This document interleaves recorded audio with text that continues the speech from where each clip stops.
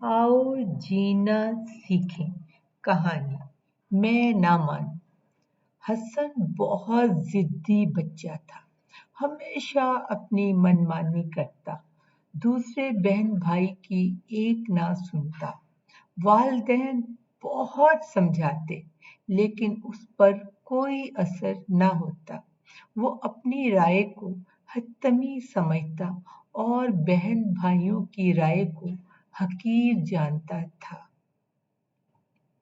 एक दिन मम्मा ने उसे किचन में अंडे रखने का कहा, तो वो किचन में अंडे रखने गया तो वहां खड़ी बहन राबिया ने कहा, अंडे शेल्फ पर न रखो, वो टूट जाएंगे, उन्हें ध्यान से किसी बर्तन में रखो।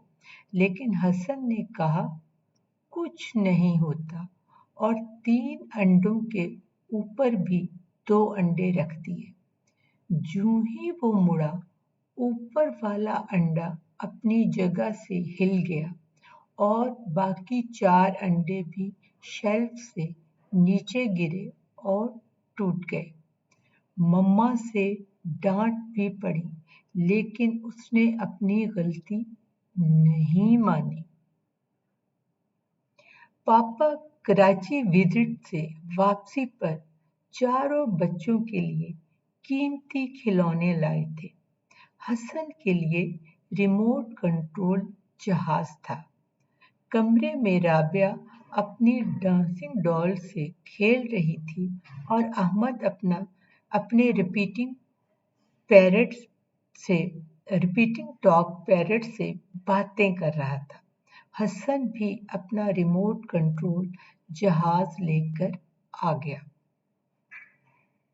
राबिया ने हसन से कहा, बेड की जानब जगह कम है, तुम बेड की दूसरी जानब अपना जहाज चलाओ। लेकिन हसन ने हस्बे मामूल उसकी बात को नजरअंदाज कर दिया और रिमोट से अपना जहाज चलाना शुरू कर दिया।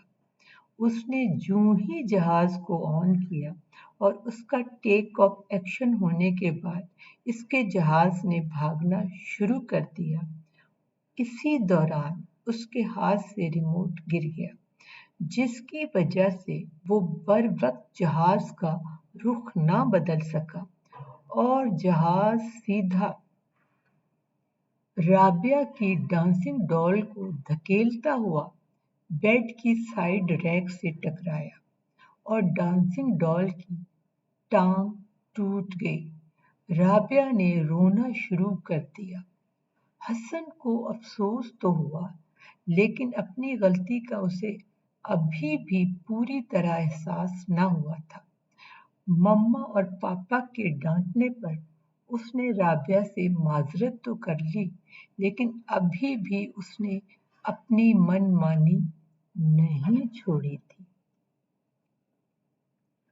हसन के दोस्त आए हुए थे और इन्हें वो अपना जहाज दिखा रहा था, तो असद ने कहा, चलाकर दिखाओ। हसन ने जहाज को लॉन में रखा, चलाने लगा तो रबी ने कहा, हसन दूसरी तरफ रखकर चलाओ, इस तरफ मार्बल टाइल्स लगी हुई हैं। हसन ने कहा, मेरा जहाज मजबूत है और मेरे पास रिमोट भी है। लिहाजा उसने रिमोट से जहाज ऑन किया। टेक ऑफ के बाद जहाज भागने लगा और जो ही वो टाइल्स के पास गया, उसने रिमोट से रुख चेंज कर दिया। काफी मर्तबा उसने ये तमाशा किया। फिर इसने टाइल्स के ऊपर भी करतब दिखाए और मुड़कर अपने दोस्त को देखा और कहा, देखा, मैंने कहा था ना, कुछ नहीं होता। इसके मुड़ते ही जहाज गैराज के पिलर से टकराया और उसका फैन और एक पर टूट गया। हसन का अफसोस और परेशानी से बुरा हाल था। ये इसके पास अब तक के खरीदे गए खिलौनों में से सबसे कीमती खिलौना था, जो कि अब मुरम्मत की हालत में भी नहीं रहा था। क्योंकि जहाज का फैन टुकड़े टुकड़े हो गया था। हसन ने मनमानी का अंजाम तो देख लिया, लेकिन नुकसान उठाने के बाद। क्या बच्चों, आप भी बड़ों की बात ध्यान से सुनते हैं या उसे इग्नोर करते हैं? याद रखिए, जब कोई आपको अच्छा मशवरा दे तो उसे कबूल कीजिए। अब अब हम इजाजत चाहेंगे, अगले बुध को फिर मिलेंगे एक नई कहानी के साथ। तब तक के लिए अल्लाह हाफिज, सो लॉन्ग, बाय बाय।